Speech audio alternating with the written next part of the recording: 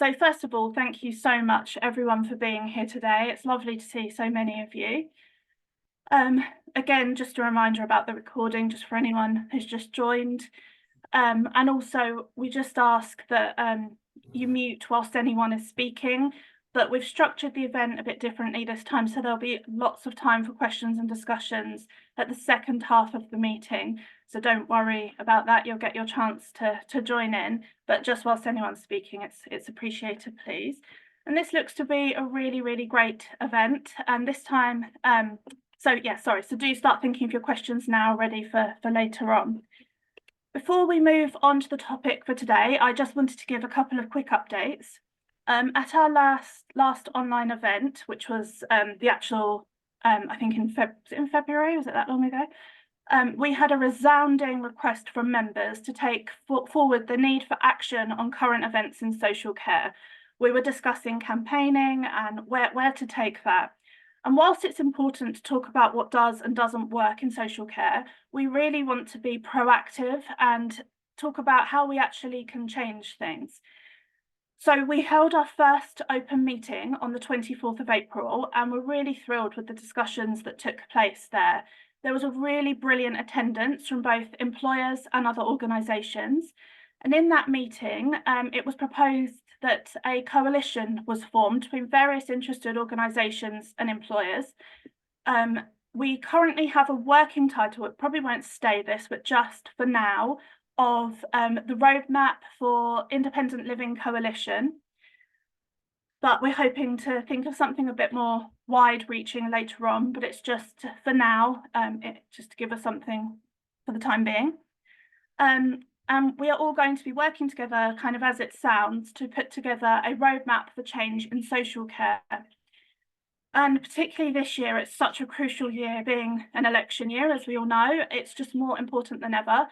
And that roadmap will, have various purposes. One is for politicians to be able to look at it and see how they think things should change in social care.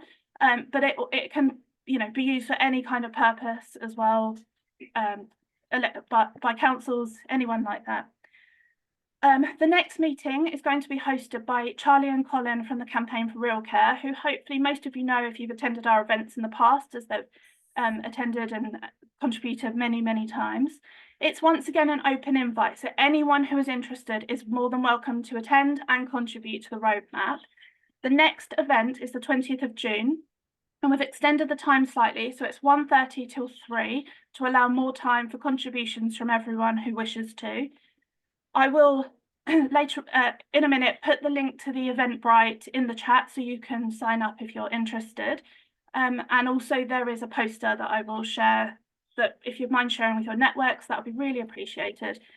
Also, just to let you know, our next peer support session is being run on the 24th of June from 2 till 3, and I will also link to that to sign up to that. Anyway, that's enough from me today. So I am now going to pass to Alex, who is going to give an introduction to our topic today.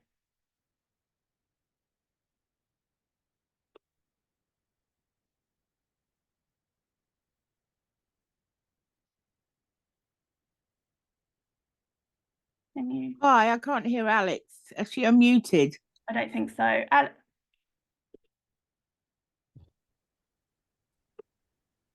Oh, sorry.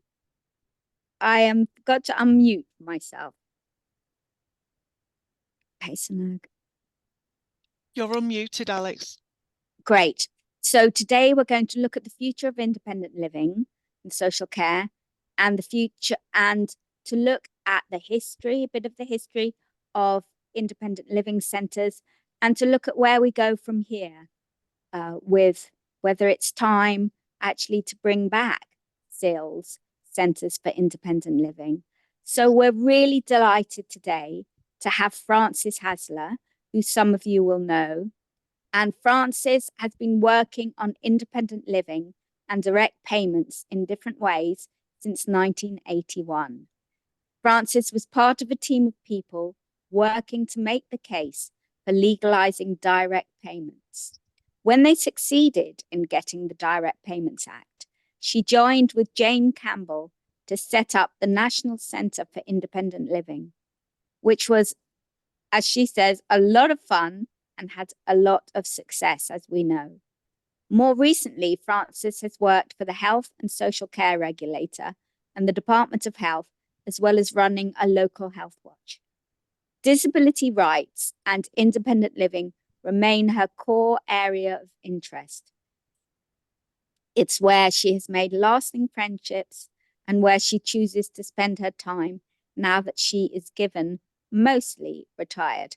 But as I keep seeing Frances at various events, and she's one of my go-to people for information, I think the term retired is slightly relative.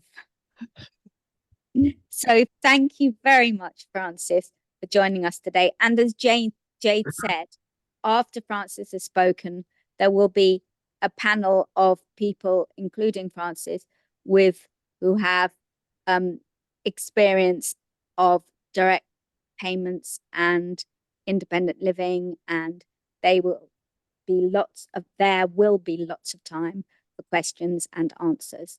So over to Frances, and thank you again very much for coming to speak to us.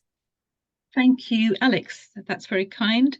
So what I would like to do is I have got a few slides I want to use, so that just because I think the pictures are good to sort of get us into what we're talking about. So I'm going to have a go at sharing my screen, if that's okay. I think I'm enabled to do that. So share this. Now, is that now sharing? Yes, And I Yep, hope that's all on. yeah, so now you can see more or less what's on my screen. So this is about talking about a new independent living network, and the picture that I've started with actually comes from the European Network on Independent Living. And one of the other people who is on this webinar with us is one of the people who can tell you more about the European Network on Independent Living than probably anybody else, and that's John Evans, who's with us, who's one of the founders of that particular organisation. But I think one of the reasons I really like this picture is because it's got a lot of young people who are getting involved in independent living, and as somebody like John, and I know that Anne Pridmore is here as well today, there's a few of us who've been around a long time, and it's really good to see so many younger people also getting involved in all of this, so that some of us can be a little bit more retired than we used to be. So I want to go on to the main sort of ideas that I've got in terms of what I want to say.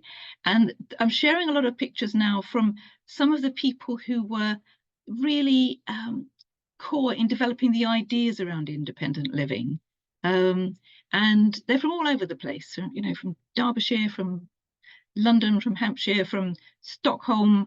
And if you can see the picture of the chap with the breathing tube in black and white picture, Ed Roberts from California, who was one of the very early people who started to articulate the ideas about people taking control over the support that they needed. There've been a huge number of them, and I've been really sort of pleased to call a lot of them my friends. You might see at the top of the screen a very tiny picture of a much younger me and John Evans on our way to Strasbourg, where we were going to meet with a whole lot of other people from across Europe, and with Judy Human, who flew in from the States, to talk about starting a campaign for personal assistance and for direct payments. The other thing, though, I wanted to just say, well, I wanted to highlight a couple of other people. On the bottom of the screen, in the corner, is Ken Davis from Derbyshire, and above him Nasser Begum, who's from London. And they were not as involved, if you like, in the direct payments campaign, but they were people who had a great deal of thinking to add to the whole idea of self-determination and people being independent. And Ken in particular was one of the people who articulated the social model of disability. And I think one of the things that's really key in where we're going is that the ideas around independent living are also rooted in the ideas around the social model of disability, the idea that actually you know, it's about removing the barriers that prevent people from leading an equal life. And that independent living is not a service. It's not actually about direct payments, or direct payments is a very brilliant tool, but it's about people looking to have an ordinary life and equal chances. And I think everybody that on this screen that I've shared the picture with they're people who were actually animated not just because they wanted their own independence, but they had a real passion and a thirst for equality and for human rights, and for seeing independent living as an expression, if you like, of human rights. And I think hanging on to that philosophical thread that runs through it, quite often when we're in the thick of talking to people in social services and trying to, you know, get them to do the right thing, you can lose sight of the fact, and they certainly have lost sight of the fact, that it's not about administering a system. It's about giving people the opportunity to sort of get on and lead their lives. So all of these people have been inspiring in my life, and I think it's always good to look back at you know, the people that helped us put the ideas together that turned into direct payments and the whole movement for centres for independent living. So just to really, you know, reiterate that the whole idea has been around for a long time. You know, direct payments, the campaigns that started around direct payments and independent living actually started at the end of the 1970s and then started to crank up in the 1980s. And that picture of John and I that I just shared with, that was 1989. We went to Strasbourg to link up with our European colleagues and really turbo boost our campaign for direct payments.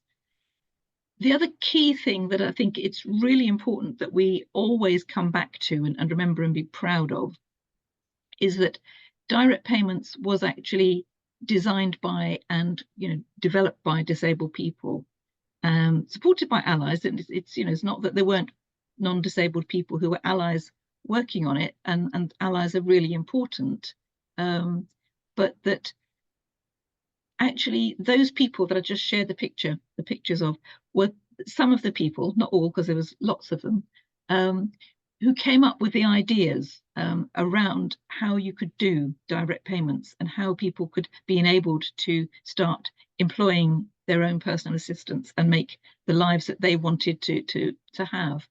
And it was through sort of peer support and people sharing what they'd been doing that the whole kind of idea of an independent living movement grew. And again, it's really important when we're talking to people in services, in service land, just to remember that and be proud of it. And I've certainly sat in meetings with people saying that kind of thing and being met with absolute disbelief, because I think the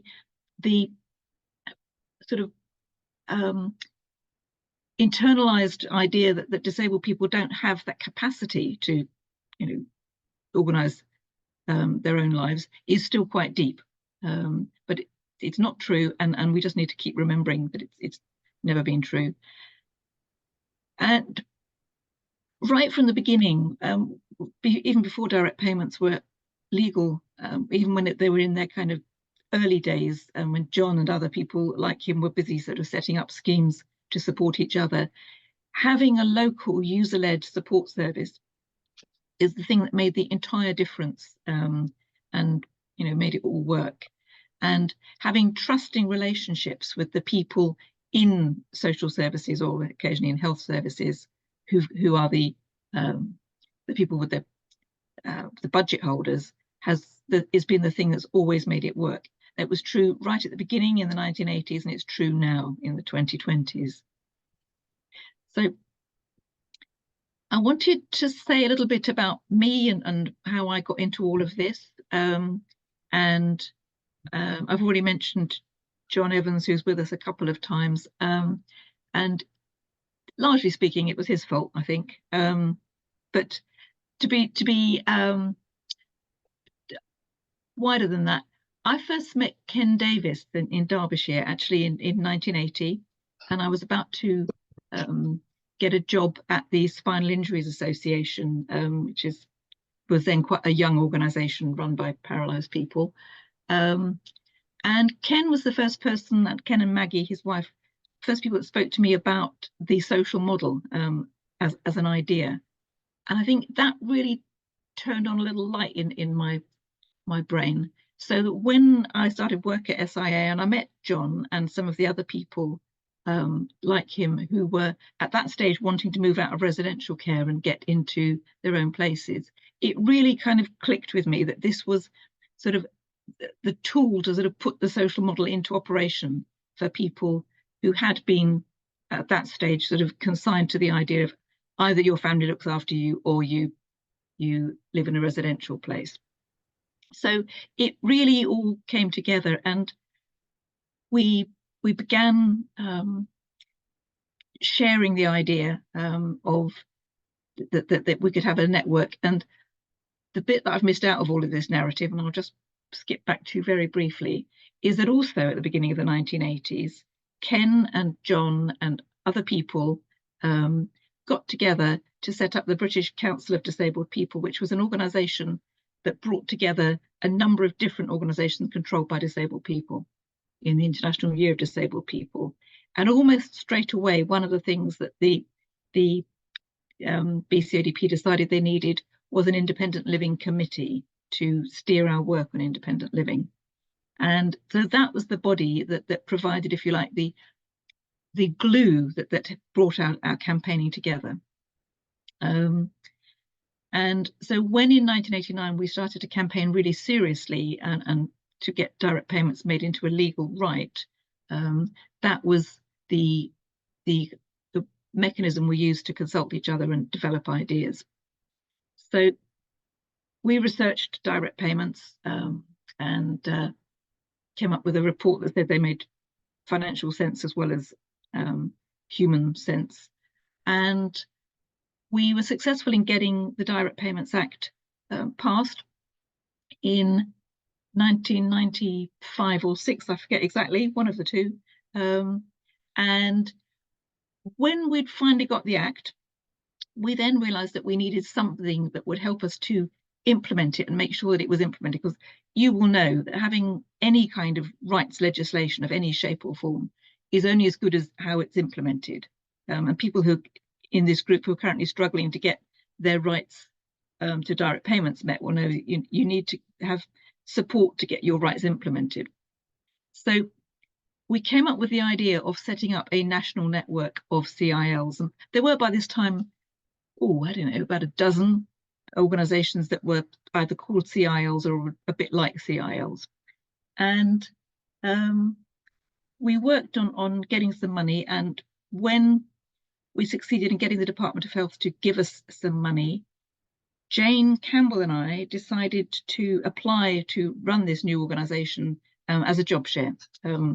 So we both wanted the job, so we decided the answer was to split it between us, and that worked really, really well. And I'm a very strong advocate for job share as a powerful way of organising. So we set up the National Centre for Independent Living, and the pictures that I'm showing on the screen at the moment, you can see some women at a social event, and there's Jane in the middle. In between, you can see Laura Luckhurst, who also came to work for NCIL, but previously worked for Greenwich Centre for Independent Living, and the late and much missed Sian Vasey, who came to work with us as our information officer. So we set up as a really small organisation, and this is one of the other things I wanted to share with you. At the outset, we were tiny.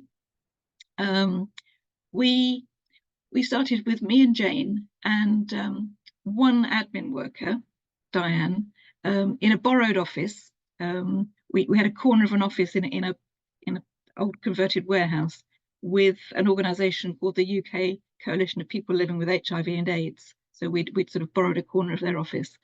So it wasn't big, but pretty soon we discovered that we were the experts. People were coming to us asking us all these questions about how do we do this new thing. So we had to very soon learn how to be the authority on how to implement direct payments. And we were supported in all of this all along by the Independent Living Committee, and led initially by John and then later by Nick Danaher and by Mengi Mulchandani. And one of the things that we tried to do is to provide peer advice and share knowledge, but also to provide network leadership for the whole sort of network of centres for independent living. We also did a lot of policy work trying to push along the ideas of how to do independent living better. And I'll come on to some of those in a moment. But one of the other things I'm showing is I think our very best publication we ever did, which was written by Sian. It's called The Rough Guide to Managing Personal Assistance. And she interviewed a whole load of people who did manage their own PAs and wrote a very good and very witty guide to how to kind of navigate the whole thing about being a PA employer. It wasn't the technical stuff which had already been published about how to do a job advert, how to register for tax, how to do those sort of things, how to do payroll, how to find a payroll agency. It wasn't those things. It was what's it like actually managing people. What's it like having this one-to-one relationship with these people who are in your life? And I commend it to you. It's available on the internet somewhere, and maybe one day we might even be able to, reissue or maybe issue the update version of it.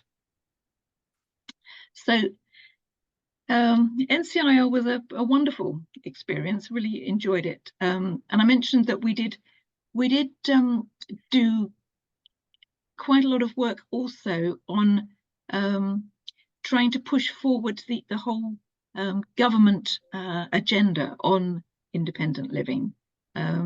And I was involved in one of these bits of work, and John, who I'm sure can tell you more about it, was involved very strongly in the other bit. And there was a report led by Jenny Morris in 2005 called Life Chances for Disabled People, which had a whole chapter on independent living. And it talked about, and it got government to commit to the idea there should be a centre for independent living in every local authority area. And they defined CILs as grassroots organisations run and controlled by disabled people, and talked about stuff that CILs do. But one of their main things was to run support schemes to enable disabled people to use direct payments, as well as other things to help people lead an independent life. And the other was a project that was done in 2009, which John and NASA, whose picture I shared, also worked on, to look at how you might put the Life Chances recommendations into operation locally. And that needed to say, what is a user-led organisation, and what's the point of them? And the two things I think are really important that we talked about in there was that their work is underpinned by the social model of disability, and that the organisation's constituents, people who use it, constitute the majority of the governing body and other decision-making bodies. And I know that there's always a lot of discussion about, do they have to be 100% or 75% or 50% of people who are identified as disabled people. There's lots of different ways of approaching that, but the majority is very much what makes you into a user-led organisation. And so I wanted to share those just to sort of be in our thinking as you think about what kind of organisation and what kind of centres you might want to look at in future. But the other thing I wanted to leave you with really is that a huge amount's changed since 2009. I mean, not least because we've had 14 years of a government that has very, very scant regard for disabled people, has been happy to demonise disabled people as a way of taking away benefits, and has squeezed local authority budgets so much that social care, as we all know, is in kind of tatters in lots and lots of places. And and also they gifted us Brexit, which has made recruiting staff a lot harder for a whole lot of people.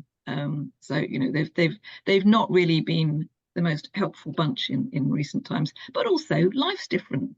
We're talking over Zoom, we've got the internet, we've got social media, we've got all sorts of other things.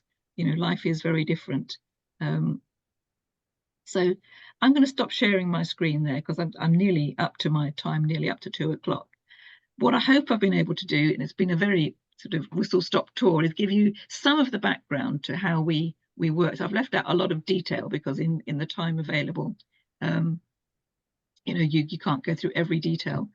We did do a lot of research into direct payments, both before we got the Act and after we got the Act. And we did a lot of campaigning with different politicians across the whole political spectrum. We did work hard to get allies. I think this is probably a good point to leave with. We worked hard on getting allies who were people who would help us sort of unlock the doors. When we started the campaign for direct payments, the then Secretary of State, who was Virginia Bottomley, didn't want to meet with us. But there was a very sympathetic Tory who'd been a minister, Alan Howarth, who actually would act as like a bridge between us and the minister. And there were some phenomenal directors of social services who were prepared to back the idea as well. People like Denise Platt, people like Roy Taylor, and there were others. And there's people like that around, and it's finding them and getting them speaking up for you as well as you speaking for yourself. Really, really helped as we went along. But my main takeaway is, you know, disabled people actually invented this stuff. Disabled people own it, and actually it's about carrying on being really proud of that and carrying on asserting, you know, the right to continue to lead it. And I shall stop there. Thank you very much, Frances. That was so interesting. And it is so important, I think, for all of us to remember the power that we do have as people and with our lived experience. And I'm also really struck by how the Centres for Independent Living started just with the work that you and Jane started doing. So, you know, from small beginnings, great things manifested themselves. And that was fantastic. Now we've got 10 minutes for questions, so I won't talk anymore, but thank you again, Frances, very much. A lot of food for thought. So does anyone have any questions that they'd like to ask Frances?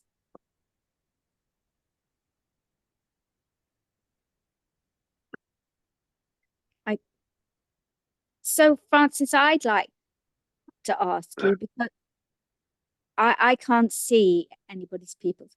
Oh yeah, okay. Mark, I can see your hand is up. And I can see Christine as well indicating, but I can't see anybody else because I can't see everyone. Mark. Hi, Frances. Nice to speak to you.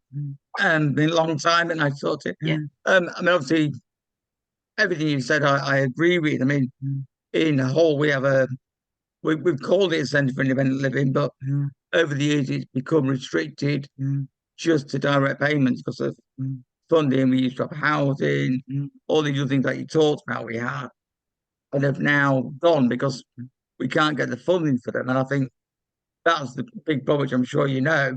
But the big problem is, I think we should all have Centre for Independent Living, but getting funding for direct payments, it's easier because it's a statutory reason now, rather than other things. I just wonder what you thought about that. Well, I think we could talk a lot about that, and I hope we will sort of after the break as well, because there's clearly personal assistance is only one aspect of what people need, you know, for living a life. I think for me, whether you call it a Centre for Independent Living or whether you call it, you know, just a disabled people's user-led organisation, whatever it's called, something that has a comprehensive look at the different things people need is really valuable. You know, I think Southampton CILs come up with their 12 pillars of independent living, you know, 12 different things that you need to take into account in people's lives. But the funding is not going to be easy, which is why I think sharing knowledge and sharing expertise and trying to bring in allies on particular topics is the way to go, because we can't all do it all. We can't do everything in every part of the country. It's just not the resource. Thank you, Frances. Thank you. Did you say that somebody called Mark had their hand up? Or because I can just see Lucy and then Fiona. And I can see Christine, Alex, because yeah. Alex, can I just say that Melanie Newbury had her hand up at the beginning, but she just can't do the button. Okay, so Melanie. Hi, Frances. It was amazing to hear about the history of our rights today, and I was certainly one of the first generation of disabled people that has known as an adult my rights to independent living. And my fear is, with the way that more and more children's care is becoming more and more institutionalized with big private finances, that Melanie now wouldn't have the same life chances. But in terms of our independent living, I don't think it matters what people are called. It matters that everybody's contribution is valued, and everybody has something to contribute. But certainly in the 25 years I've known of direct payments, and I'm sure my friend Mark will say this, there's big regional variations, especially in rural areas. We just don't get the funding for organisations in deprived areas and in rural areas. So we need to move away from a London-centric independent living movement. Thank you, Melanie. I quite agree. And can I just say, one of the things that we tried to do really hard in NCIL, and one of the reasons why we kept it small at the centre, is because I had the strong belief that if there was money coming in, it should be put out to the wider network. So a lot of the time when we did bits of work, we would contract it out to other people, so that the money that we were spending on researching, I don't know, direct payments and mental health, that was done by somebody in Bristol. And you know, whenever we could, we would, when we did direct payments and people from Black and minority ethnic communities, we, you know, parceled that out to another organisation led by Black disabled people, so that whenever we could, whenever we had resources to spend getting stuff done, we'd try and spend it out in the network. And we spent a lot of our money also having, you know, bringing people together into a sort of national get-togethers, spending money.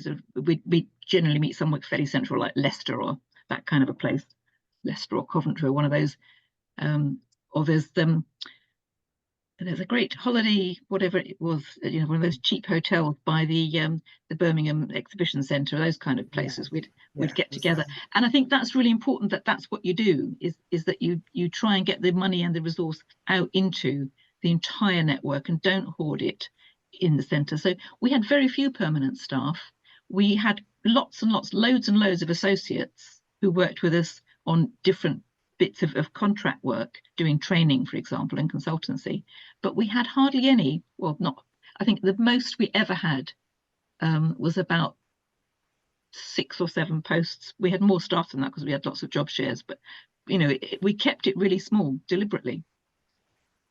Thank you. Lucy.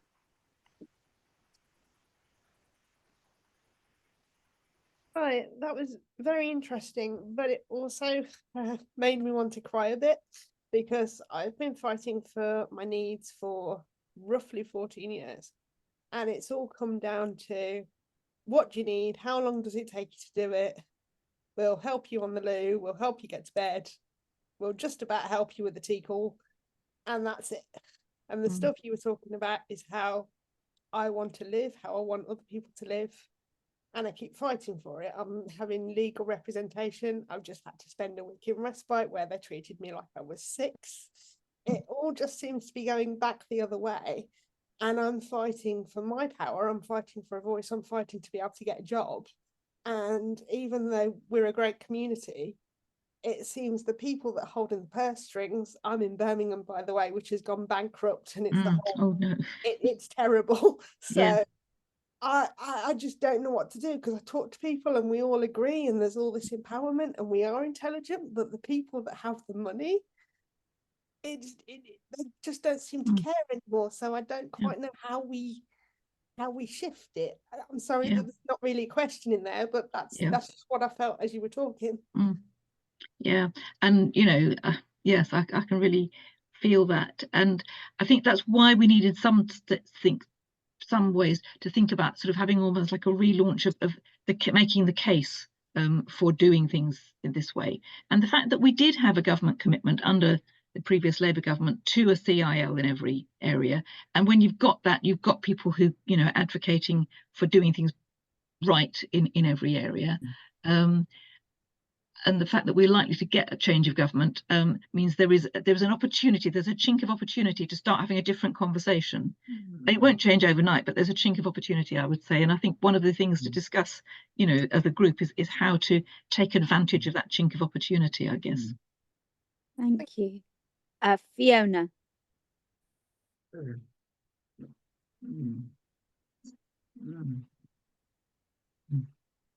You're on mute, Fiona.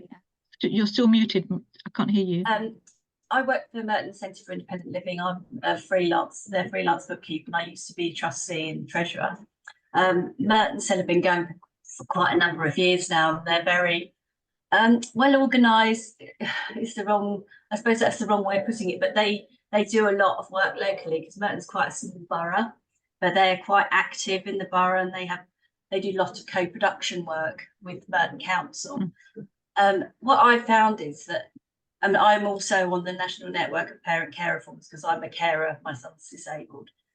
And what I found is that moving from children's services to adult services is like 25 or 18 is it's a massive cliff edge. And I don't know whether that's something that the CILs could be working on to cover that transition period, because it is an enormous problem. And since the Conservative government changed the process with the education healthcare plans in 2014, it's become a major issue.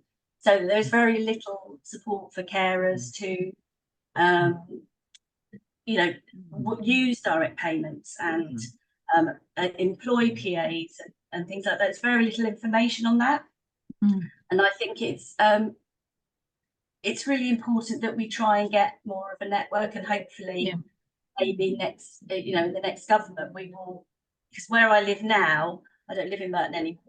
That, as far as I'm aware, there isn't a CIL locally. So, and actually Merton CIL they didn't have much to do with direct payments. They did a lot more to do with housing and activism and hate crime and accessibility and things like those with and advocacy. They used to help people with you know, trying to get social care and benefits and things like that. So it seems like every independent living has different focuses. Did you find that each in Centre for Independent Living everyone doesn't do the same thing? Yeah, I think broadly speaking that's true. They've all evolved in their own different ways, but partly because of funding and partly because of, you know, people leading them. Most at the beginning did have quite a focus on direct payments, among other things, but then some moved very heavily into transport, some into housing, and you know, people had different things that they wanted to focus on. And I think the other really interesting question is do you need a centre that's a place, or is the centre an idea? I'm very keen on the centre being an idea rather than a place, so that it's a group of people who've got a bundle of knowledge that they're determined to share with other people. That's the way I see it. And it's how do you support that knowledge sharing and that sort of peer-to-peer support that is the core of what independent living, and then the campaigning bit, because the other bit is campaigning. And when we were preparing for this, and I was talking to Jade about this session, I was remembering a story that I think got from Julie Human originally, about the first independent living sort of gang in Berkeley in California, who actually took matters into their own hands because they hadn't got curb cuts there to sort of get up and down the curbs, and they actually went out in the night with, you know, a sack of quick drying cement to create curb cuts as a way of kind of, you know, taking forward their argument for we need curb cuts so we can get around this place. So I think there's something about how you can make people sit up and take notice, but not necessarily put all your effort into getting a centre that is a place, because I think that when you call it a centre, people think it's got to be a place that you go to with lots of rooms in it. And I think that we can reconceptualize what that is. Thank you so much, Frances. That's actually a very good note for us to take the break on. But I just wanted to say, I know there are lots of people with their hands up, and I know some people haven't been able to put their hand up, but Christine, I've seen you. So I know that you have, and you've sparked so much important thoughts and things that people want to say and ask questions about. And if it's okay with everybody, can we return to those after the break? Because we have set aside quite a lot of time for questions and answers and with the other panel members. But I just wanted to thank you again, Frances, so much for this and for, you know, the really interesting and important history you've told us, but also the important ideas, and especially the last one that you left us with, that it doesn't necessarily have to be a building, but we can look at different and new ways of kind of creating centres for independent living where the ideas and the aspirations around that are alive and can go forward. So we'll take a break now for 10 minutes, I think, and we will return. Well, I'm just looking at my little thing here. So yeah, if we return at 2:20, is that 10 minutes? No, I'm terrible at maths. 2:24. I think it is. Just say 2:25 to make life easier, I think. Oh yeah, okay, 2:25 we will return, and then we will have our panel and more questions and answers. Thank you very much. Okay, see you soon. Meeting. So thank you so much for everyone who's been asking questions. It is so great to see how many hands were up. We're now going to have lots of time to ask questions, but we're first just going to start with introductions. So Angie, would you like to introduce yourself first of all? Yeah, hi everyone. My name is Angie and I live in Newcastle upon Tyne and I work at Disability North, which is, I believe, a centre for independent living. I think we meet the definition of that. So yes, great place. I love my job there. And I've also had direct payments for about 25 years. Lovely. Thank you ever so much. John, can we now have you introduce yourself? Yeah, of course. Hello, everybody. I'm John Evans. I would define myself as a disability rights activist. And I've been pioneering for independent living now for over 40 years. I was the first person in my authority to get, well, before it was even called a direct payment, a payment to pay for my support workers. And since then, I've steadily sort of worked with national organizations, the European Network of Independent Living, and other international organizations. Like Frances, I'm almost retiring, but you know, I keep on getting called to do things and to be active, and I enjoy it despite all the challenges, and we have a lot of challenges, more than we've ever had the last 15 years since the and we're including the austerity years have made it a bit more difficult, to say the least. Absolutely, thank you. And Frances, obviously I know you've just spoken, but just if anyone has joined us later, would you like to just reintroduce yourself? Okay, so I'm Frances Hasler and I don't work except doing things like this. And hello to Angie. I know we've met before. Oh, yes. Yeah. And actually there's so many other people that I've met before on this whole webinar. It's delightful to see people. So I spent many years working on topics to do with independent living and disability rights in general, and working very closely with John, who's a colleague and a friend over those 40 years. So sort of built up a sort of range of knowledge. I wouldn't call myself a specialist in many things really, but you know, certainly a big range of experience in supporting people to get the sorts of opportunities that we all want to lead an ordinary life and have opportunities to do extraordinary things. Brilliant, thank you. I wanted to start by giving those who had their hand up or were trying to speak at the end last time and didn't get a chance first. You might have to remind me if you were one of those people, sorry about my memory. So I think CIL support, I believe your hand was up last time. So would you like to ask your question?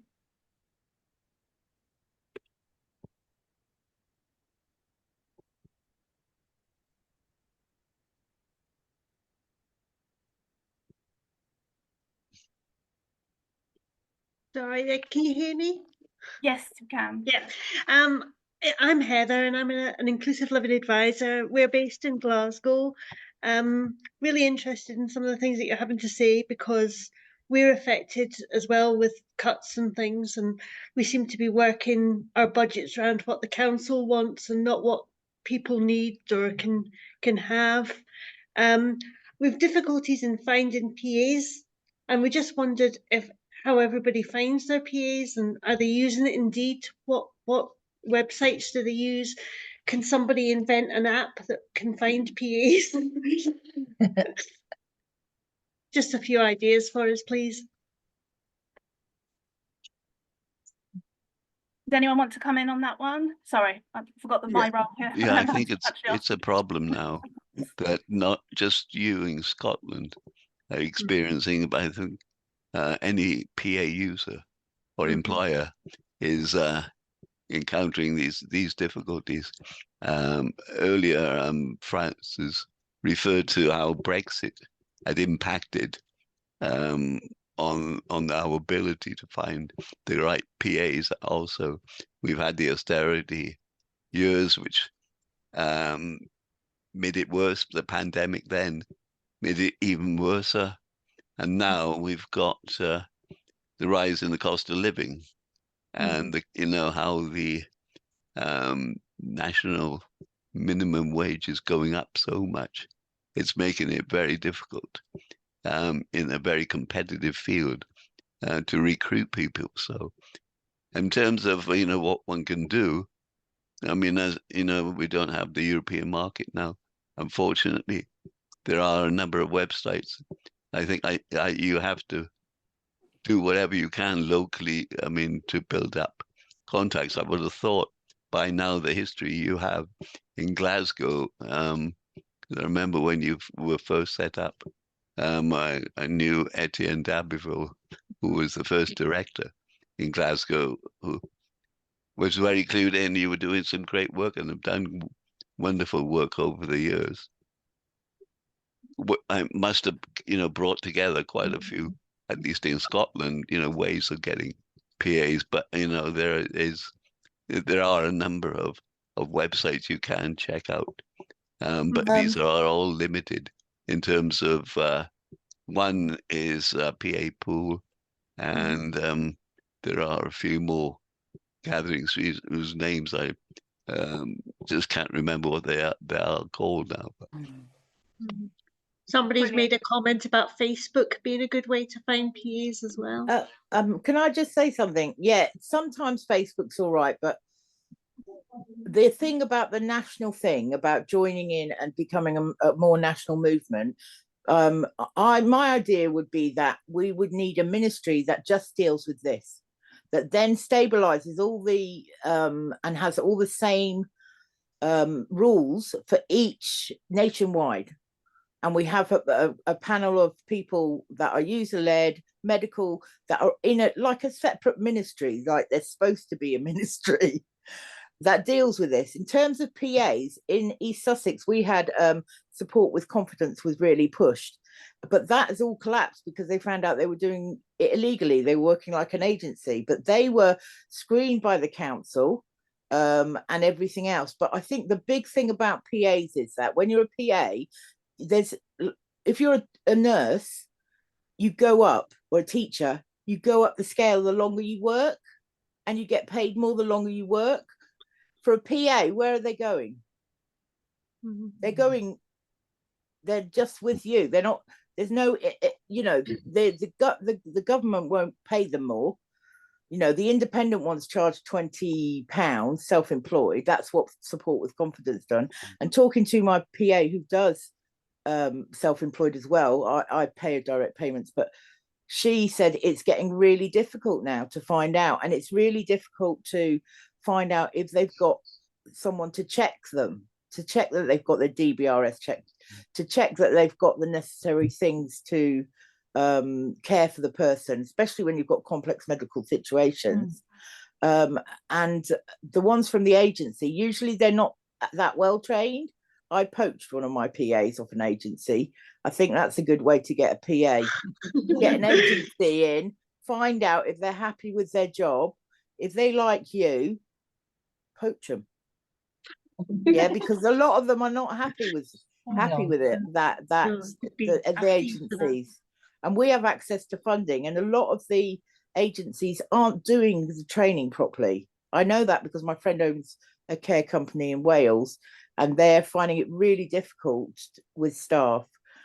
Also, they've brought in this new thing where you can't bring your children over, so I think that's going to stop more PAs coming abroad. And the whole fact that it needs to be really radically looked at. I did put something in the chat about social futures. I know that some of the heads of the adult social service are involved in that, but I think it needs a radical kind of like, we know that in the next 10 years there's going to be a massive glut of aged people which come with diseases that need look after. How are they going to live independently? We're all going to be affected one way or another, whether we are disabled or not, because we'll know someone that will need caring for. So it's kind of like a real national interest issue that needs to be put front and center and have its own way of looking, and making sure that the 2014 Act is actually enacted in the spirit that it was made, instead of having all the government making statutory things. So we need to pull, I think, all these organisations together and push for an actual ministry that is just deals that is with absolutely what we're doing. We are working together on all these really important issues, and yes, absolutely, PA wages, recruitment, retention, it's absolutely all fundamental. Unpaid carers. Yeah. Right, Matthew Lester, would you like to come in now, please? Yeah, hi.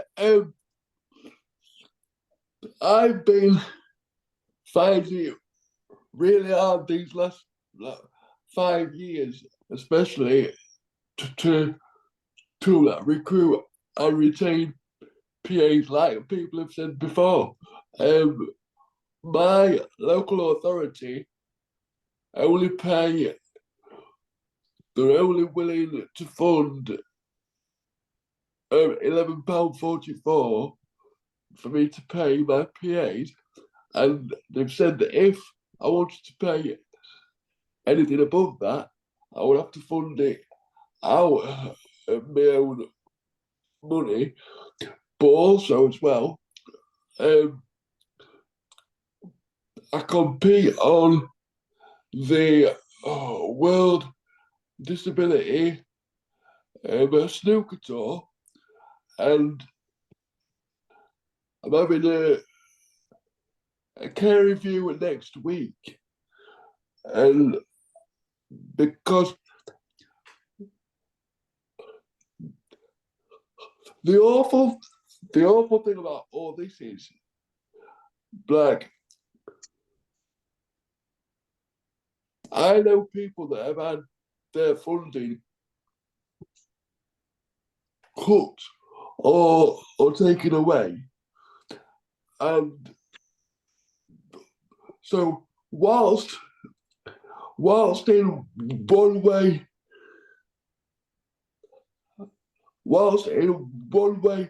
I want to make sure I keep the hours that I've already got, I'm aware that compared to some people, I'm doing really well. But but that still doesn't necessarily mean that my needs are getting met or that I'm able to live an independent life. And it's getting to the stage now where I really don't know what we can do. I mean,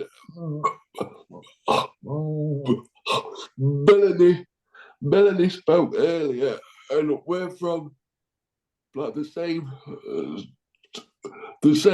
sort of area in the country, and it's getting to the point now where, but perhaps we all do need to start coming together.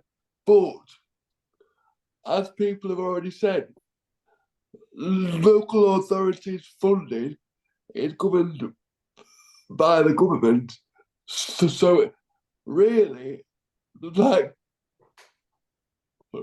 we can shout and scream as much as we like, but if the councils don't have enough money, then really, like, I've had conversations with people at the council, and they've said that they agree with everything that I've said, but unfortunately, they just don't have the budgets, which, yeah, it's a sad state of affairs, really. Yeah, it really, really is. That's some really excellent points. Angie, you look like you wanted to come in on that. Was I right? Or Yeah, I was just sitting there listening to, you know, what you were saying there, Matthew, and thinking back to me 25 years ago when I started out with direct payments. And I live in Newcastle, and the only reason I live in Newcastle was because they had good direct payments. My friends and my social life was actually in another local authority area, but I knew that couldn't be my priority. And, you know, I was in my 20s then, and most people in their 20s choose to live where their social life and their friends are.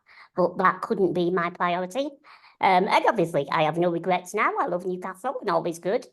But it just kind of makes me think that is a real, really key need for centres for independent living or something of that equivalent. And it's not just about the direct payment support, but it's about coming together and being able to, you know, offer that community care advice and support and advocacy. And, we're just individuals, but as a collective group, can we change much more? And just another thing that I have noticed, I worked in this field for the first kind of 10, 15 years of my working career. And then I went off for another job, which was more health-based, for about 12 years. But now I've come back to this, and I can't believe the change. You know, we're no longer talking about in control. We're no longer talking about, kind of direct payments and centres for independent living. And it just seems to have vanished a bit. And I'm a bit like, wow, when did this happen? So I would absolutely love to see that kind of, the activism start again. I think we absolutely need it for storms like these. Yeah. Can I just respond to what you just said, Angela? Yeah. So about 14 years ago, I moved from Doncaster to Coventry, and when I moved to Coventry,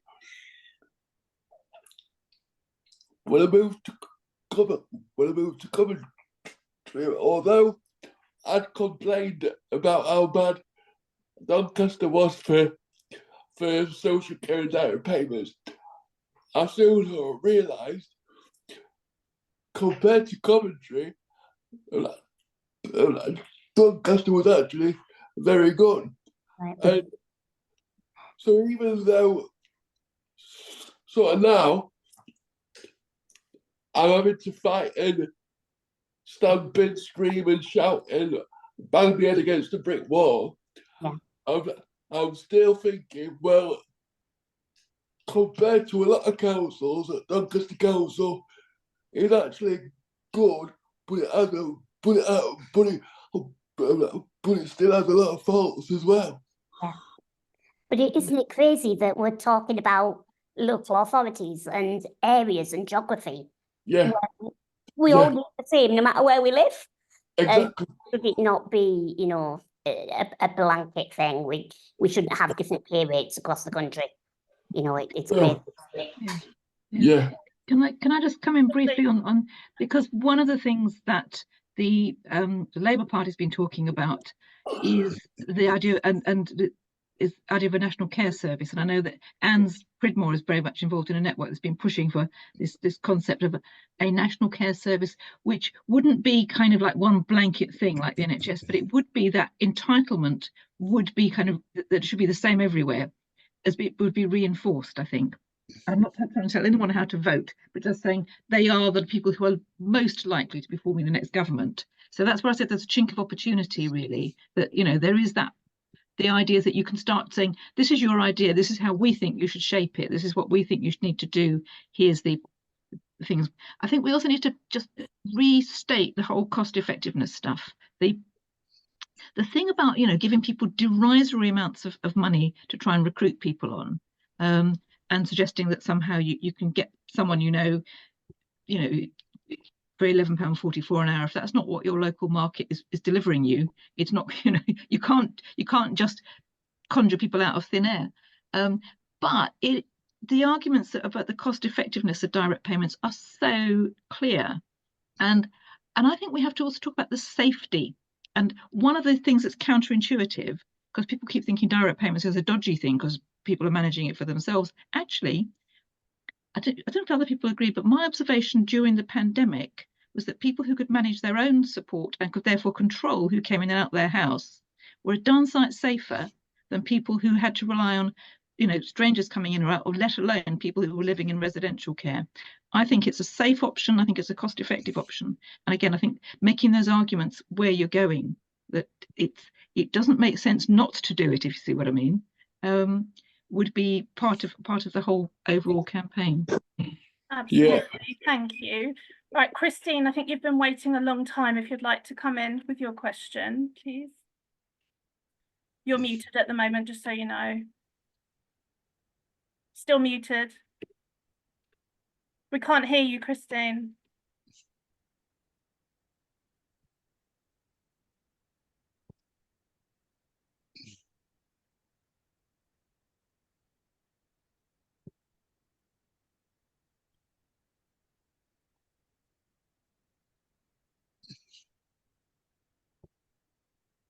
No, is it not doing it?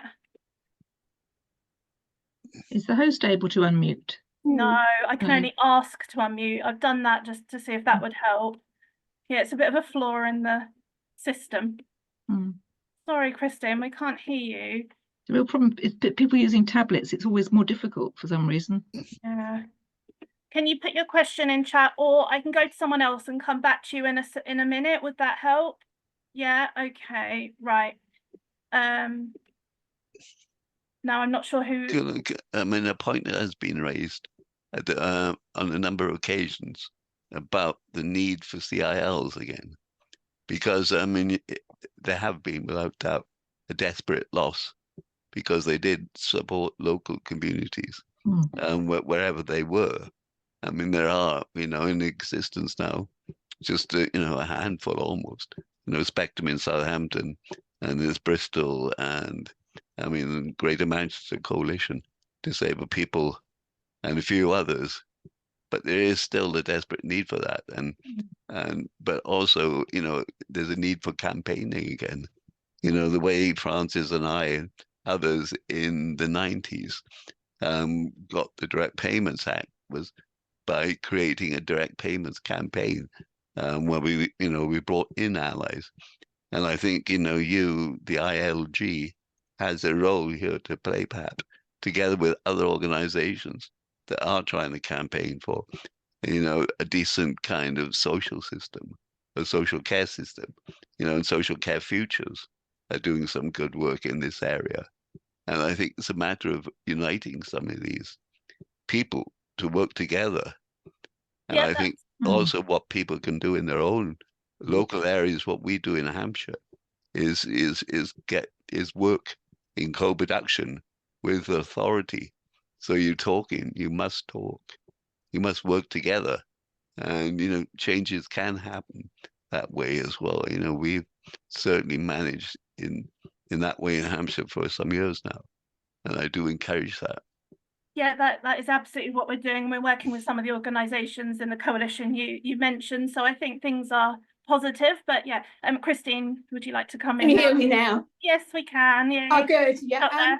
Well, two subjects really, but first of all, about direct payments and that. A friend, he worked as a disabled person with polio all his life. He managed to get a little bit of money behind him. That has all gone because Milton Keynes Council charged him for his care. He's now going into a care home. I mean, that breaks my heart because there's some people who could work who don't. And he, with his disability, worked all those years and he was being charged, what was it, two carers 3 times a day, and they charged him, I think it's about £30 an hour. It was about £60 each. So, I mean, what? And now they're saying, get back to work, we'll stop PIP, we'll do this, what are you going to work for at the end of it? Every penny you've got, or if you, like myself, I own my own property, if I land up having to have care, that they'll do the same. They'll say, right, this is, you won't get it paid for. You've got to pay for it out of the bit you've got in your account. And then, then we'll start on your house when you've departed, I honestly, I really do feel frustrated at it all, But my second thing was that here in Milton Keynes, we do have a Centre for Integrated Living. Been here for 31 years. It's overworking. Again, this is because of people are not able to fill in their PIP forms. It is unbelievable that it has to be done. So a lot of other areas are getting neglected. One of the things that myself and a body of people want to do is set up something else, not in competition with NKCIL, because we've all worked hard for it. In fact, I was on the start of it, but is social life. We found there's no social life for people with disabilities, people with autism, old age pensioners, all there, But when you start, we did some research. There's nowhere, nowhere for. So we wanted a drop-in centre to get people to come in. And they come in, and then start working out when we can take people about, and help them get a social life. 9:30 in the morning. So we just text him and bring in. Sorry, someone's unmuted. If you mind muting, please. Sorry, can't hear. Yeah, I think it's Mark. Mark, you're unmuted. Lovely, thank you. Right, would anyone like to respond to that? I think the points around helping with reducing care costs, being able to offer assistance, anything on that sort of topic. Would anyone like to respond to that? Yes, please, if you can do. On the panel, sorry, I mean. Oh, sorry. We'll come to questions as soon as possible. Anyone?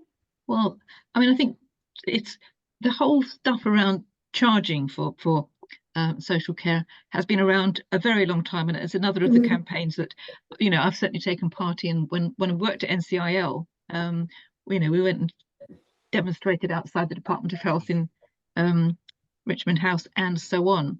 And I know that what they called the London Disability Rights Group. I've forgotten their name. No, I can't think of it. Inclusion London.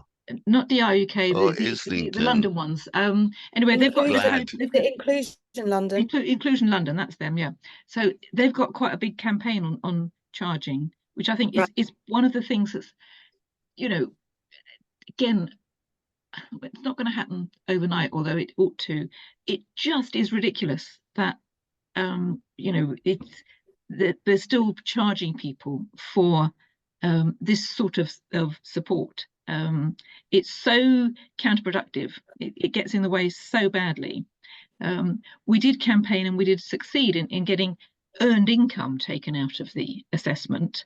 So I hope it hasn't crept back in, because that earned income was taken out, but everything else you've got wasn't. And I think it's one of those campaigns that goes hand in hand with everything else. But I think the first thing for me is getting the rights reasserted. And someone's raised questions in the chat about how do you campaign to make sure that the Care Act actually gets used rather than ignored, because that's one of the issues as a group that Alex and I are both involved in, Social Care Future, where that's one of the things that we've been looking at is the fact the Care Act's got some great stuff in it if it was actually implemented properly. Yeah.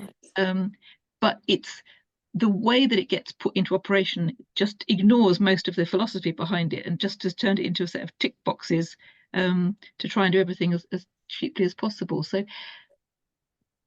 one of the questions, I guess, for this group is where do you put your focus first? Because none of us do everything all at once. And I think, as John said, back in the sort of 80s and 90s, we put our focus into getting direct payments legalized, because that's what seemed to be the sort of quick win, if you like.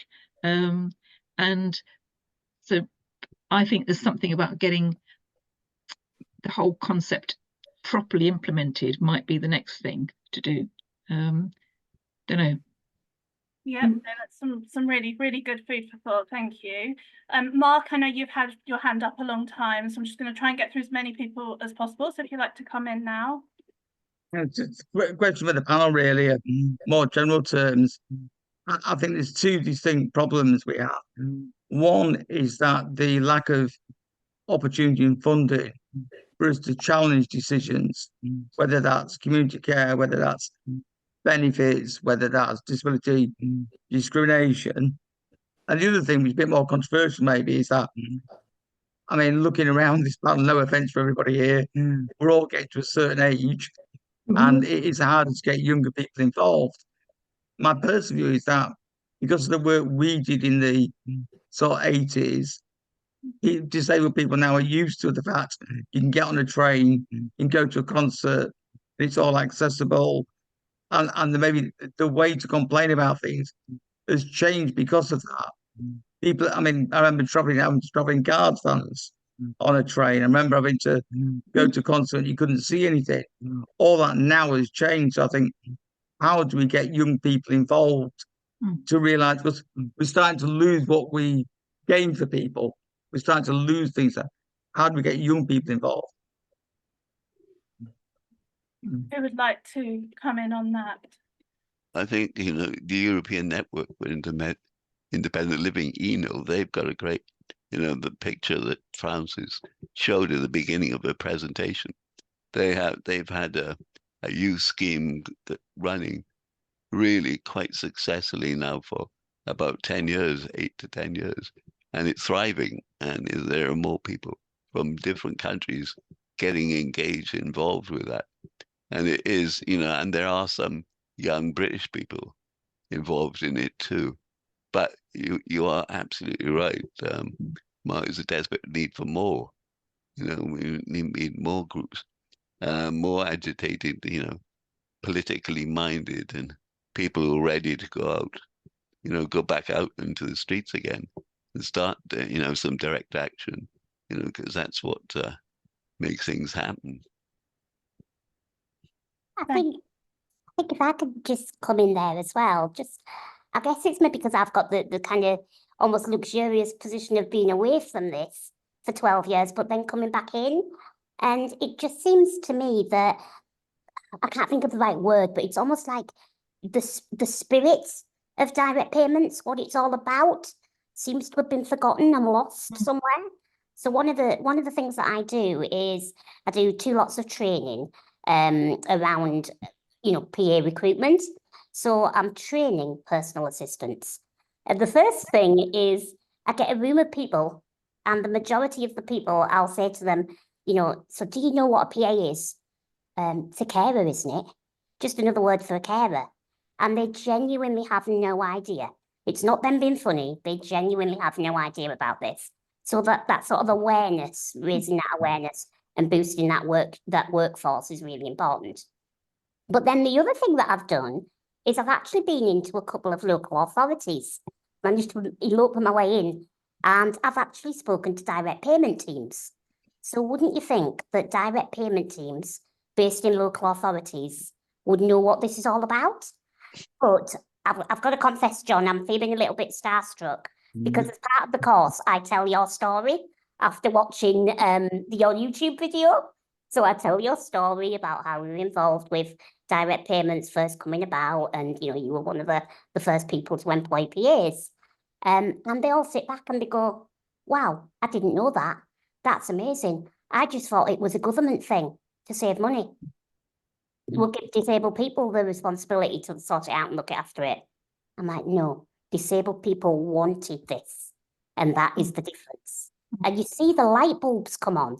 So it's just about, you know, how can we get that message back out there to the world? Yeah, on that note, Angie, I had a review a couple of weeks ago, and throughout the whole review, the social worker kept calling them carers. And when I said, just to let you know, they're not carers, they're actually personal assistants, she said, they're the same thing, in a very stroppy tone. And I just thought, if that's what we're getting from social workers who can't understand the difference, how is the average person on the street ever going to have a chance? But and then, of course, what comes from that is disabled people don't know either. Yeah. And when you don't know what you don't know, what can you do about it? You know, so it's just about raising that awareness and getting people you know, knowledge. Yeah, absolutely. Right, I'm not entirely sure of the order. I think I saw Charlie next, but I do apologize if I've muddled this up. But Charlie, would you like to come in?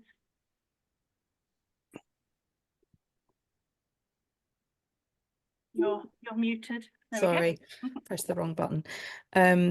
Yeah, no, I'm this is really interesting meeting and lots of really important ideas. I think one of the things that's really important is that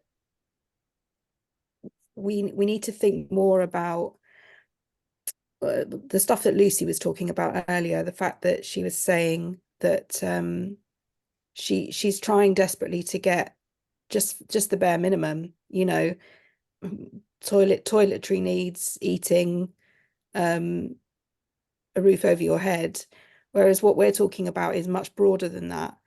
And actually the Care Act does enshrine in law the CRPD Article 19 via the wellbeing areas, and those things are not being adhered to by local authorities, and the eligibility process that happens essentially is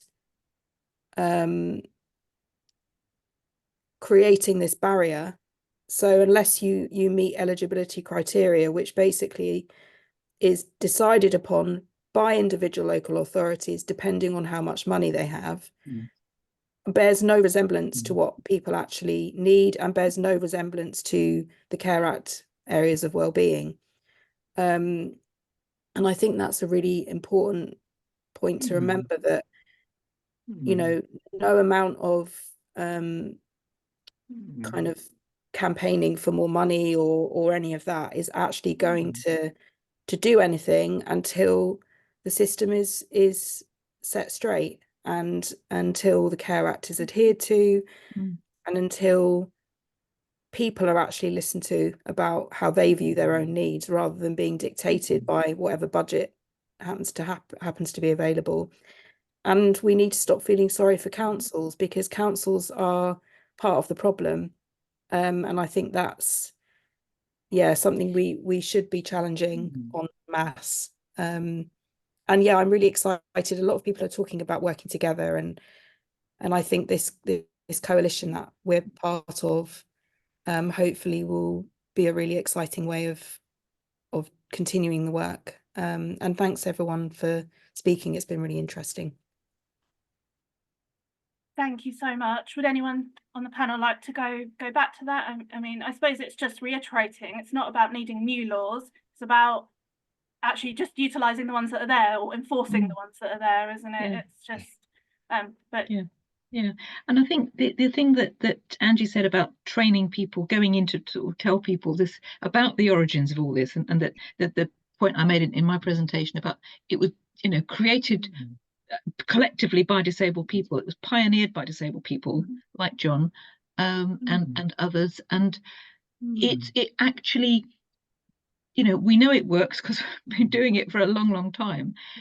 That training is one of the things that we used to do in NCIL, and we had this group of people that would do it on our behalf, just going into wherever it was, whether it was a disabled people's organisation or whether it was a or sometimes even like day centres, or to talk to, like you say, direct payment teams or social work teams, and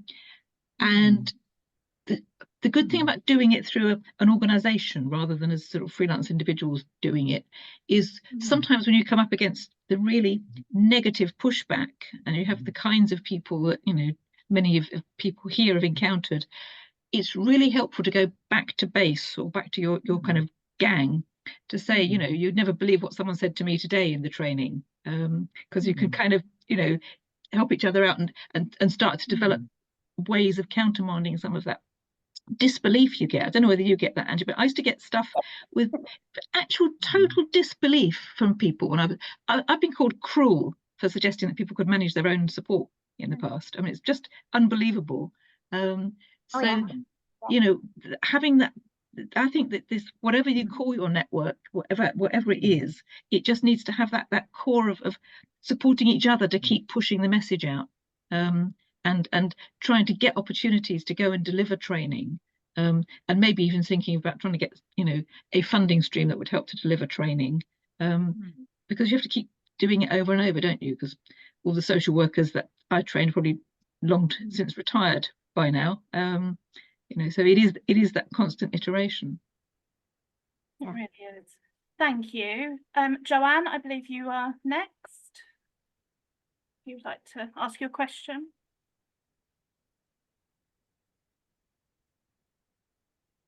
Hi there. I didn't realise my hand was still up. I actually meant to lower it. I'd put my information in the chat, and it was actually quite a while ago. And it's with regards to the recruitment of PAs, and obviously, you know, it's a national problem.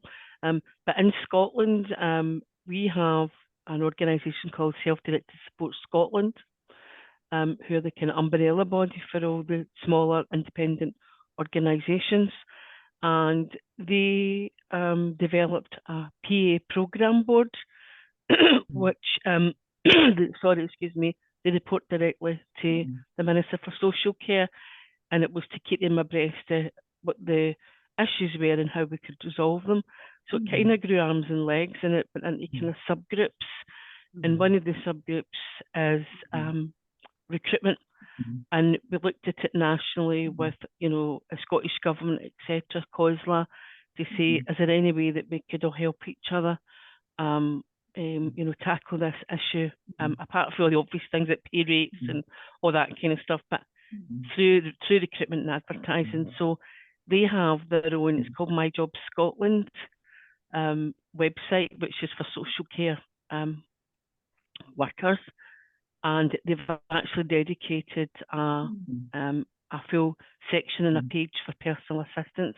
And I've been part of that working group for over a year, which is, you know, it doesn't resolve the issue, because if there's no PAs out there, then it doesn't matter if we're recruiting or not. But again, it's another avenue, and it's another way to show that Scottish Government are listening and actively wanting to support PA employers and looking at ways to come up with some solutions.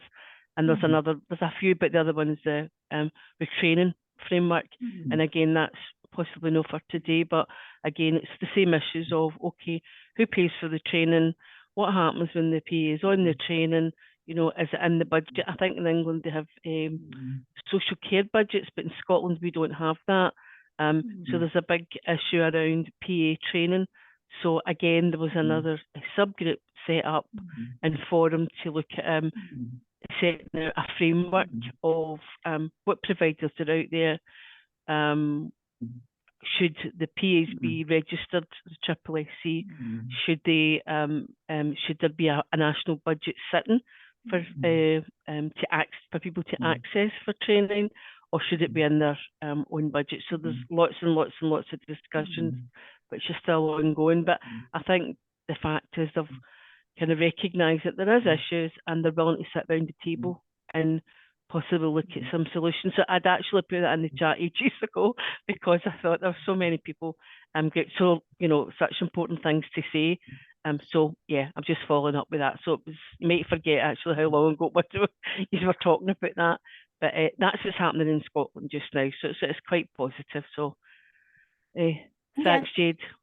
Thank you so much. No, it is, you know, the reason why we represent people across the whole of the United Kingdom is because we do need to learn from each other, and it does feel like Scotland currently is much more advanced in many of the practices. It doesn't mean everything's perfect, so I do understand that, but certainly when you compare, you know, some of the things going on there to here, it's very different.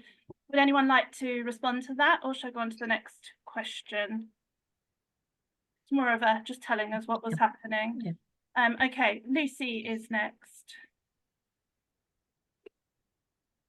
When I put my hand up, it was to ask Angela, I put it in the chat as well, how you actually move. Like, I'm not in for running away, I'm in for the fight now. But I wanted to move to Nottingham years ago because I went to a residential college and I wanted to stay where my friends were.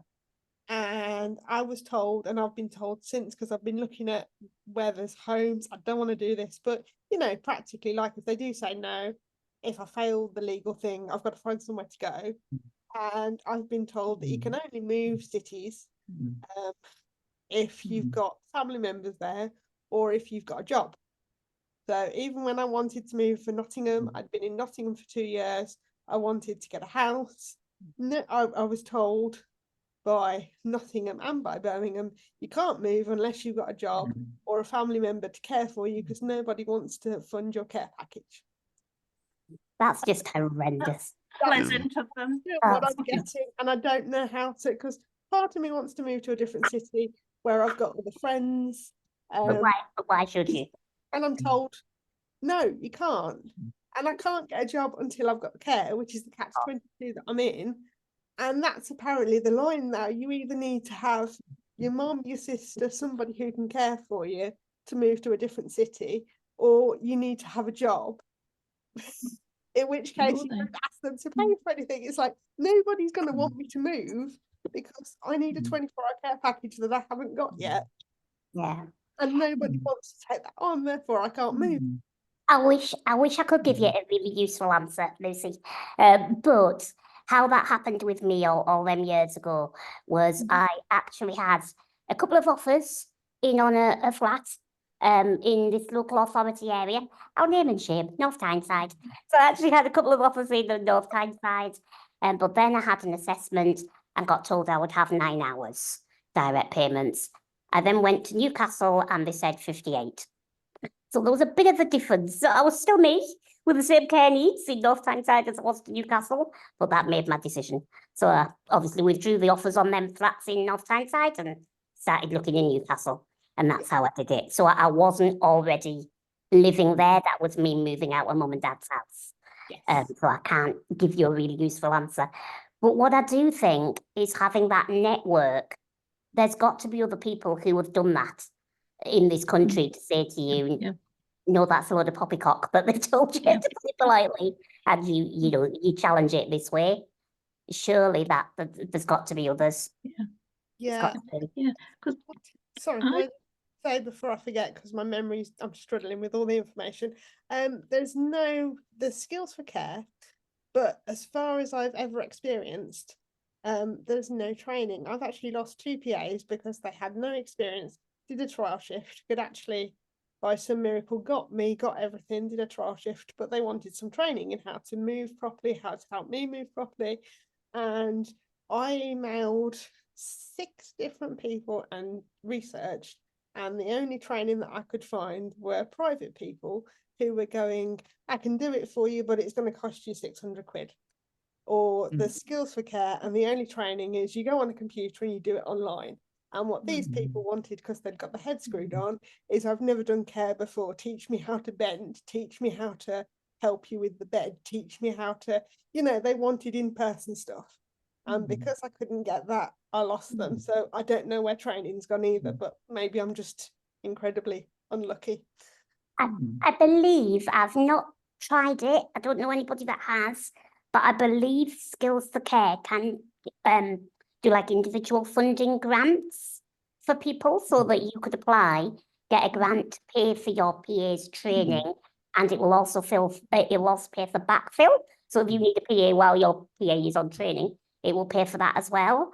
But then obviously that doesn't solve the problem of you actually finding the training. You know, you've then got to find the training to buy. So yeah, Sorry, I think Frances. I'm right with that. If anybody knows any better, type it in chat. But I think I'm right with that. Thank you, appreciate that. Lucy, have you made a post on the ILG community about this to ask anyone? Because I'm sure that can't be right. I'm not saying it isn't right. I'm just saying it more as a, you know, I'm sure if you move to an area and ask for funding, they can't surely then say, oh no, we don't want to fund you, go back to a, you know, another. But yeah. So, I mean, there is some stuff in the Care Act about people moving, isn't there? I can't remember exactly what it says, but because it was one of the things that, you know, people did campaign for, you know, the right to move house somewhere if you want to move from wherever it is. And one of the things that it was certainly that you could take your existing package with you, and they had to kind of honour it for the first however many weeks it was until they reassessed you, that kind of a thing. So that's certainly the care package bit. It does go across. I think that the other issue is your entitlement to housing. If you're looking for social housing, is trying to get someone to agree that you know they will find you. But the care stuff, my memory, and other people might know it better than me because I don't work in the field very much now, is that it is referred to in the Care Act, because I know it's something that we all worked for. You know, the right to be able to flipping well move house if you want to. Yes. Were you looking for social housing as well, Lucy, or was that just care you're talking about? This was years ago. I kind of gave up and moved back with my parents because I couldn't find care anyway. This is sort of 20 years ago. I'm 38 now and I still haven't managed to move from my parents. They're still caring for me. It's a whole kit and caboodle, hence the legal advice and all the rest of it. But it just seems like it's one of the questions I'm asking my solicitors, because I'm like, if you get me the money so I have the care, great, but presumably any care that I have in Birmingham, if I then decide to move for a job or there's a job I want to go for, those people that live in Birmingham aren't going to move to Edinburgh, let's say. So I've got to start the whole process again. And my brain just can't get my head around, because all I've heard is, no, you can't do this, no, you can't do this, you need care. I can't get my head around how that would actually work. As much as I want to move for friends or job or whatever, I'm thinking future now because I'm kind of entrenched. The fact that I would have to start from scratch and go, oh God, how do I find people? How do I even get up in the morning? At the moment would put me off doing it, because at least I'd be safe, but I haven't even got that at the moment. So I figure ask the questions now before they've all cemented it, hopefully, to try and get the answers, because I believed them when they said you can't move because you've got a huge care package. And I feel a bit stupid now, but I'm very glad I came today. No, never feel stupid for believing what somebody official has told you. That's all we can go on at the time, but it just doesn't sound like that can be right. But I thought they had to take your package on. In fact, I'm sure there's rules around transferring packages, but anyway, let's discuss this on the group, because it's a really interesting topic, and I think there'll be other people in the same situation, and it'll be great to find out more. So thank you. I mean, it's a violation of our human rights. Absolutely. One of the reasons why we got independent living going in the beginning was to enable people to get out of residential care and not be reliant on their families. You know, so that they would have their independence and their freedom, which is what it was all about. You know, that's why, in a sense, we need something like the UN CRBT, you know, in law, but we know that the governments everywhere, not just ours, all over the world, are just not implementing it. They're not putting it into action. One of the things in the early days of NCIL and throughout quite a lot of its history was we would try to get an independent living bill passed to try and, get these kinds of issues in law. But it's something we never got. But UNCPRT is the nearest we got to it. But, that's not even being implemented. But yeah, it'd be worth looking into the CARE Act to see if there's. I mean, the CARE Act is certainly the most compulsory act that we've ever had legislation in this country, but it came out at one of the worst times in 2014, just as we were going through the austerity years. So, local authorities did not fully implement it again. Thank you so much. Alex, would you like to come in with your question? Well, it links very well with what John has said, because hearing more about the CARE Act, and as Frances said, the event we went to, when one of the things I said was, just do the CARE Act. And it's like, hang on a minute, we do have a piece of legislation, whilst maybe not perfect, it is still a piece of legislation that covers a lot of the things. And as Frances said, also about, we have an opportunity coming up with an election, and whoever it is will get in. It seems like none of the parties have a very robust policies on social care. And here we have an act where we wouldn't be asking them pass this new bill. We'd be that maybe there's some sort of a campaign that we can do, which involves also training, because as Angela's said, sometimes people don't know what they don't know, and when actually they hear about things, it can be a light bulb moment that changes their mind. Is there something of value in campaigning in a really robust way around getting the CARE Act actually done? Doing it. I don't mean done, because it is done. It's a piece of law, but actually getting it enacted properly. And I because as John was saying, when they were trying to get an independent living bill passed, it wasn't passed. We've got a bill that's been passed, but it's not being properly implemented. So maybe that actually is something that we could look at really working on, and with an election coming up, to actually kind of get politicians to realize that they have an act here, and with us as people that have knowledge and experience to guide them into how effectively to implement the CARE Act. I think that, and somebody was talking earlier about, there's so many battles that we need to fight on, but maybe this is a front where we've already gotten in, and we could use that. Yeah. So I don't know what the panel think about that. I think it's worth going for a commitment from politicians that that's what they'll support. I mean, I really do. It is obvious, it's already there, doesn't require primary legislation, it requires them to think about how they're going to incentivize it to work locally and make sure that it does work locally.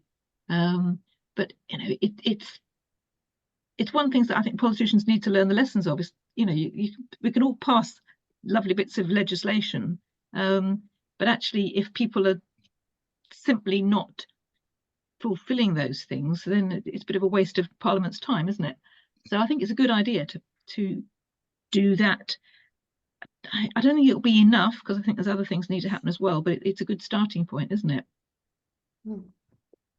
Isn't it a bit ironic that the CARE Act came out in 2014, and in 2015 this present government closed the ILF, which I noticed in the chat quite a few points about the ILF, And we knew, once the ILF would close, people would lose out on their packages, and they did too very quickly.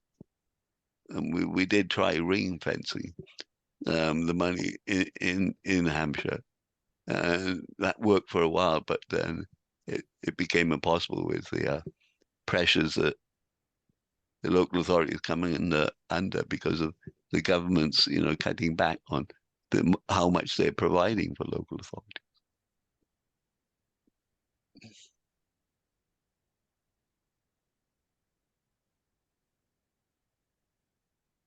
Jade, you're muted. Yeah. Thank you. Right, just trying to go to the next person, but it's not letting me spotlight them again. I don't know what is going on. Anise, I'm sorry if I pronounced that wrong. Would you like to come in? I'll be trying to spotlight you in the meantime. Yeah, that's fine. Do you want my video on for lip reading, or is it okay? Oh. Completely up to you, but I think a lot of people do like to lip read, so if you don't mind. Yeah, that's fine. Is my video on now? Sorry, am I on? Yeah, sorry. It's just not letting me spotlight you. Oh, there we go. Right, now it has. Brilliant. Okay, all yours. Yeah, I just wanted to make 2 points. If I'm not mistaken on Eventbrite, ILG, IGL, I think you might offer peer support, so sessions where people can talk about their experiences.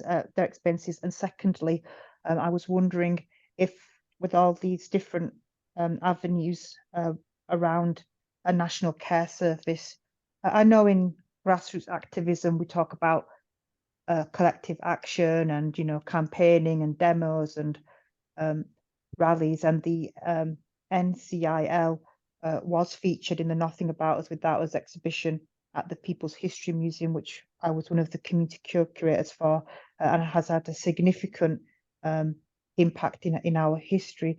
But I also think that it's personal stories that matter, and I know not all of us can get onto ITV and the BBC, and we know that mainstream media often goes for the very tragic model of disability in the first place. But maybe as a movement, and the coalition meeting that's happening on the 20th of June, maybe there should be sort of some avenue where we're collecting those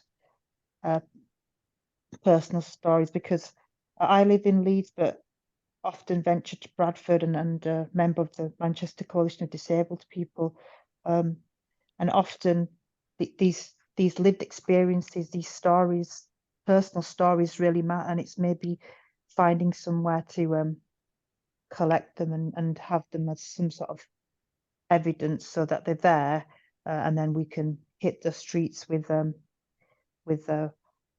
days of action and things. Thank you. Thank you. Would anyone like to come back on that one? Yeah, I think just say it's a really good idea, and absolutely, I think that's something that we could all be doing. And it's just about sharing that information and sort of kind of a bit like sort of changing the narrative that we're talking about social care, to see it as like an investment rather than a burden, for the government, and that, if they just invest in social care, and in particular kind of direct payments, or that something similar to direct payments, whether it be personal budgets or whatever, it will save money and improve quality of life fundamentally, massively, and it's them real stories that show that and how it happens. So yes, I think getting the word out there is essential everywhere. And obviously then doing that will raise the profile of being a personal assistant. So everything comes hand in hand. Oh, thank you so much. We've got one last person with their hand up, so I'm going to go to Matthew. But we've only got a couple of minutes left, so you've got the final question, Matthew. So over to you. Hi, I just wanted to go back to what Lucy was saying. And when I moved to Coventry in 2011 from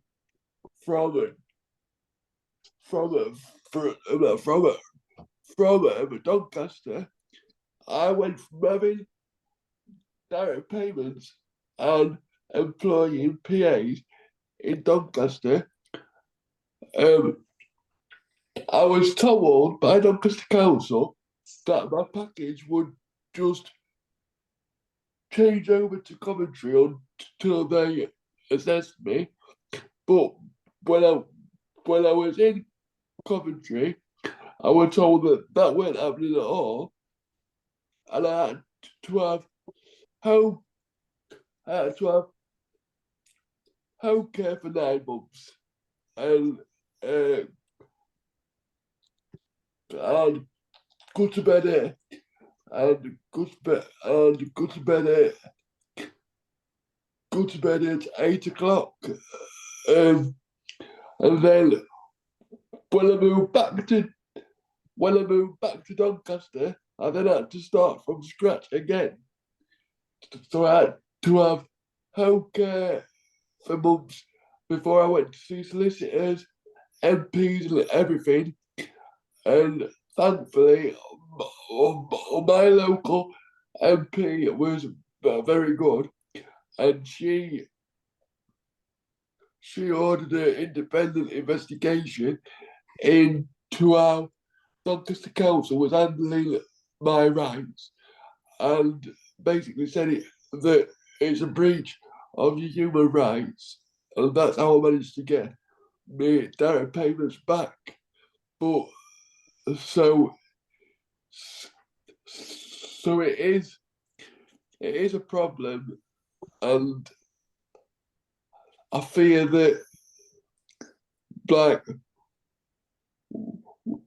whether people are thinking of moving because of family or because they've got in a relationship or whatever, that is now something that people are having to think about.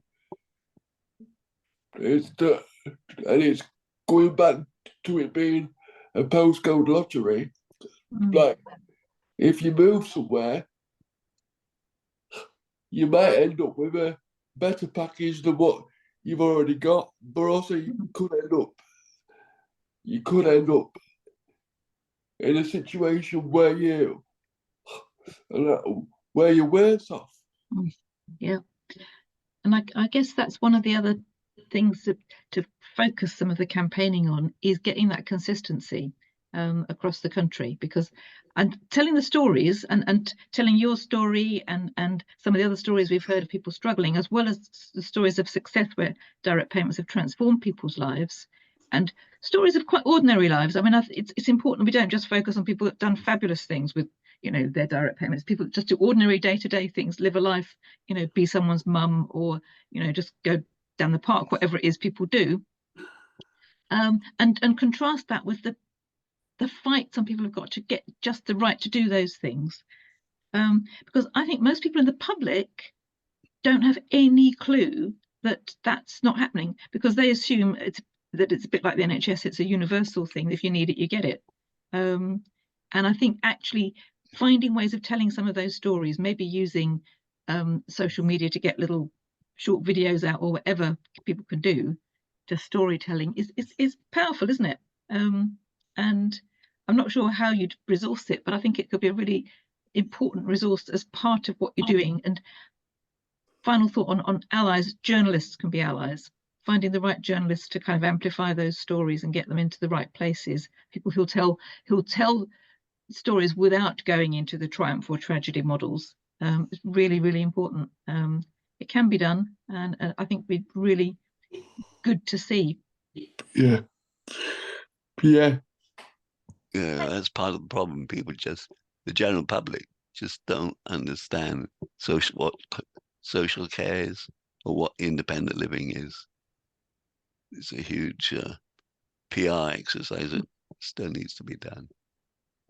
It really is. And yeah, I think if you stop the average person on the street, they wouldn't know people are contributing towards their care. They wouldn't know, you know, if you're in work, your income doesn't count, but if you're unable to work, you're you're kind of punished for that. Not that I'd want those working for their income, you know, that's correct, but it can't be right that those living on benefits are having to pay hundreds and hundreds towards care and struggling either. So there's got to be a fairer way. But yeah, I just don't think people do realise, and I think, you know, most people still connect care with older people, care homes, and don't, you know, it just doesn't really occur to them there's younger people that live, you know, using social care to live their entire life. And it's so important, as you say, it's not just about, you know, putting someone on the sofa, washing them and leaving them there for the day, and people are struggling to get that basic, let alone the, you know, taking into account you've got hobbies, interests, friends, family, you know, all the things that makes you a person. So there is such a fight to go. But I just want to say thank you so much to the panel. It's been, you know, quite a long session, but there were so many questions and so much interest in each topic. It's so great to be able to have, you know, these really long discussions. And thank you so much, Frances, for your fantastic talk earlier. And so thank you, Angie and John, for joining us, and Frances. So thank you. So yeah, that is the end of the panel and the end of the meeting. I'll just remove the spotlights. So if there is, I mean, that really, yeah, there's been so much today, my brain is frazzled now. I just wanted to let you know our next meeting event like this is the 25th of September. There's no sign up yet, so it's just to you know, put in your diary. But as I've mentioned before, the next the next campaigning event is the 20th of June. I've put the link in the chat so many times. And then we've also got the peer support session, which is also in the chat. Thank you so much all for coming. I really, really appreciate. I know this is a long meeting. 25th of September. Oh, I've got confused now. Sorry, there's a question. 25th of September is our next event. 20th of June is the campaign meeting. Yeah, sorry, dates confuse me. So but that's correct, and they're in the chat. So and I will also send out the chat and everything, sorry, the links that I put in the chat afterwards. The recording will go on the website, hopefully with the slides as well, if Frances is good with that, just for anyone who wants to be able to look at them again. And thank you so much, everybody. Bye-bye.